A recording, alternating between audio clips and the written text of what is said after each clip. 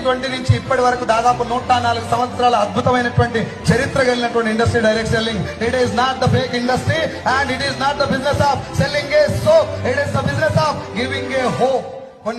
కొన్ని లక్షల మంది తలరాతలు మారుస్తున్నటువంటి వ్యవస్థ డైరెక్ట్ సెల్లింగ్.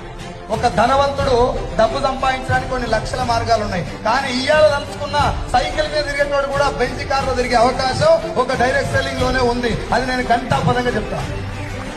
కాకపోతే ఈ ఇండస్ట్రీ బేస్ లైన్ ఏంటిది?